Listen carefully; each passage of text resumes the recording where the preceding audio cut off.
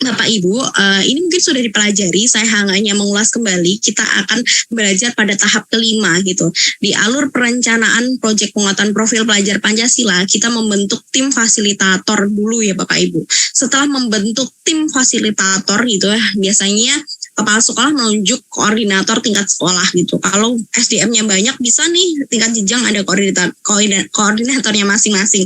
Kalaupun ada nih tiap kelas gitu juga boleh gitu ya. Setiap kelas mungkin bisa diwakilkan wali kelasnya menjadi koordinator, itu juga boleh. Nah, setiap kelas mungkin ada 2 hingga 3 fasilitator, itu juga boleh. Kalau seumpama SDM-nya sedikit gitu, gimana kalau satu kelas ini cuma 2 fasilitator?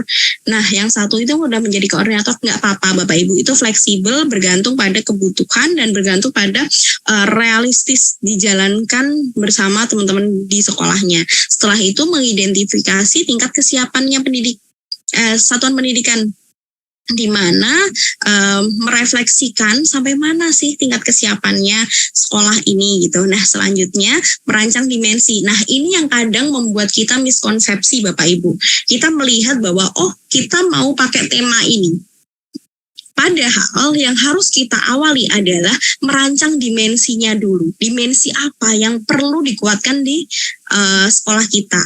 Jadi kalau kita udah tahu, dimensinya gotong royong gitu, karena ini anak kota banget, gotong royongnya nggak masuk nih, anak-anak belum begitu kuat gitu ya.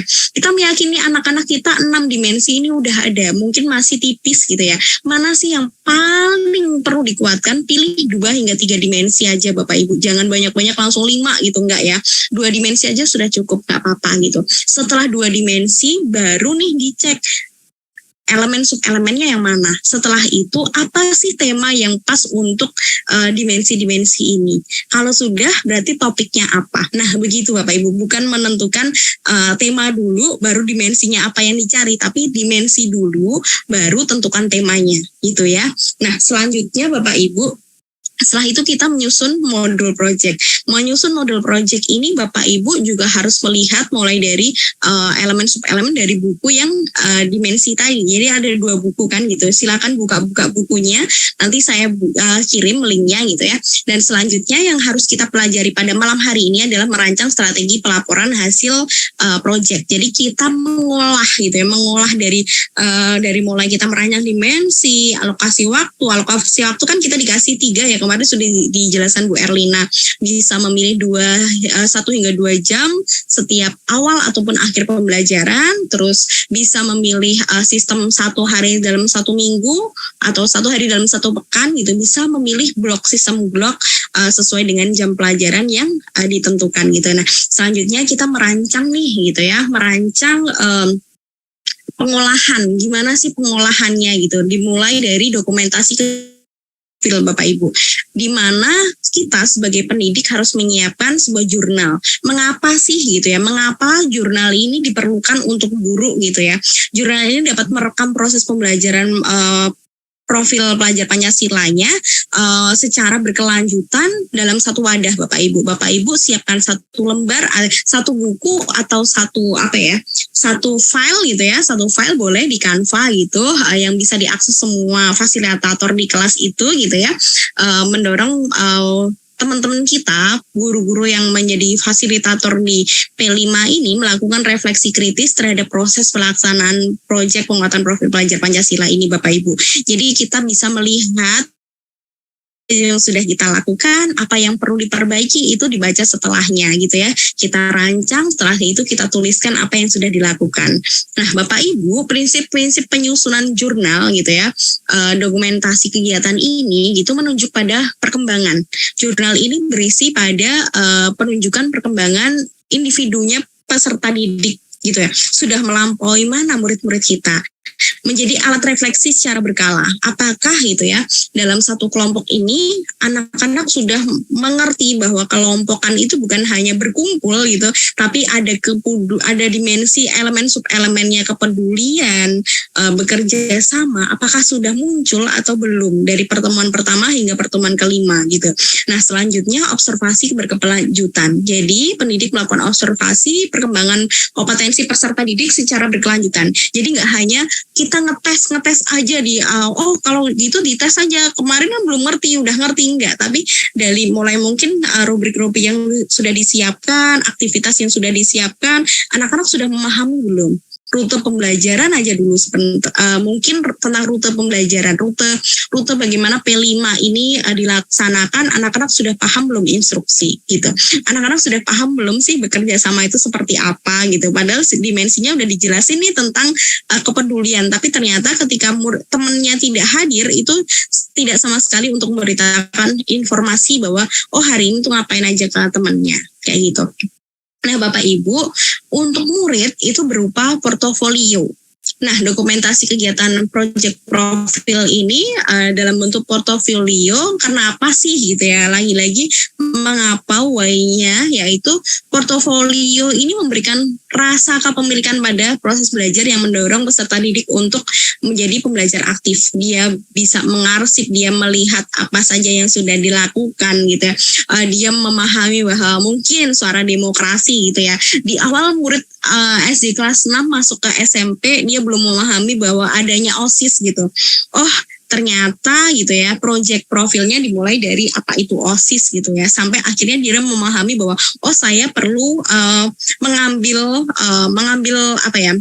peran gitu, bahwa saya bisa menjadi seorang OSIS gitu, seorang pengurus OSIS gitu. Nah, dari situ kita melihat mulai dari dia memahami proses-prosesnya, dia mengkritisi apa saja yang kayaknya belum muncul di kakak tingkatnya, ada proses-proses diskusi itu yang dilakukan, itu ditulis dalam portofolio, dikumpulkan murid mempunyai portofolio itu.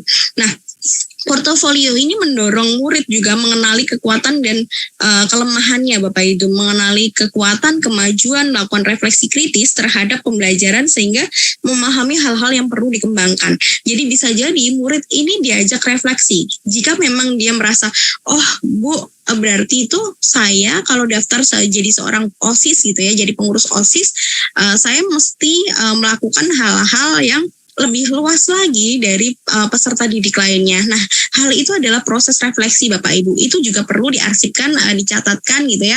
Jadi dari dia memahami sampai dari belum memahami hingga memahami gitu. Dilakukan oleh peserta didik bukan terhadap peserta didik. Jadi murid-murid ini berperan aktif dalam memilih hasil kerja yang akan dimasukkan ke portofolio. Yang mana yang mau dimasukkan ke portofolio itu gitu ya, dengan panduan mendorong murid untuk merefleksikan pembelajarannya. Selanjutnya, hasil kerja yang menunjukkan kemampuan anak secara jelas gitu. Jadi ini hasil karyanya gitu ya, merupakan hasil kerjanya murid ya. Kompetensi apa sih yang mau dituju, dimensi apa yang mau dituju, itu murid memahami gitu ya. Nah, dokumentasi kegiatan profil, prinsip-prinsipnya Bapak Ibu dalam portofolio itu menjadi alat refleksi secara berkala, menunjukkan perkembangan. Jadi si murid tahu mulai dari, oh iya ya Bu, ternyata saya itu mulai dari SD kelas 6 masuk ke SMP yang belum paham tentang OSIS, sampai akhirnya saya tuh memahami bahwa OSIS itu seperti apa. Pun jika anak itu tidak menjadi OSIS pun bukan berarti nilainya jelek ya Bapak Ibu. Biasanya langsung nilai gitu ya. Kalau kita ngomong asesmen itu langsung ke nilai, padahal beda gitu. Nah, kalau kita ngomong tentang perkembangan, oh berarti si anak ini Bu, saya dengan kemampuan saya mengelola waktu, sepertinya saya tidak bisa untuk menjadi OSIS karena saya perlu banget untuk memahami pembelajaran-pembelajaran yang begitu banyak di SMP ini. Saya cukup menjadi pengurus kelas. Pun itu tidak apa-apa Bapak Ibu, tapi dia memahami fungsi OSIS itu apa pada tema suara demokrasi, pada elemen-elemennya mungkin kita lebih mengambil gotong royong dan nalar kritis gitu ya Bapak Ibu. Dan dikerjakan dengan bimbingan Bapak Ibu. Nah, contoh alat asesmen project penguatan profil pelajar Pancasila itu bisa berupa rubrik Bapak Ibu. Nah, rubrik ini kenapa sih harus rubrik gitu ya? Bagi pendidik ini efektif mengurangi waktu yang dihabiskan pendidik untuk menilai gitu ya, kadang karena sudah ada deskripsi yang jelas melalui acuan pendidik. Jadi acuannya pada dimensinya apa yang mau dipilih, di situ sudah jelas capaian yang harus dicapai si murid Bapak Ibu gitu ya. Jadi deskripsi ini memastikan bahwa konsistensi objeknya itu jelas. Jangan sampai kita mikir bahwa oh ini nanti pengen dimensi gotong royongnya tercapai gitu. Tapi di akhir-akhir karena ini gotong royong tentang sampah, terus si anak-anak ini membuat baju peraga dari sampah gitu ya, dan akhirnya menjadi sampah lagi kan biasanya kalau baju peraga, tapi yang mengerjakan hanya 1-2 orang tapi karyanya bagus. Kita kadang terlena pada karya yang bagus, karya yang indah, karena yang wow gitu ya, tapi dimensi gotong royongnya nggak muncul. Berarti dimensi ini Bapak Ibu, capaian kita adalah dimensi, bukan karya bagus atau tidak bagusnya. Bahkan itu tentang dimensi kreatif gitu ya Bapak Ibu, bukan hanya tentang bagus tidak bagus, tapi gagasan ide, orisinilitasnya ide itu adalah sebagai bahan asesmen kita, bukan bagus atau jeleknya karya, tapi idenya itu memang benar-benar dari dirinya atau dia menjiplak.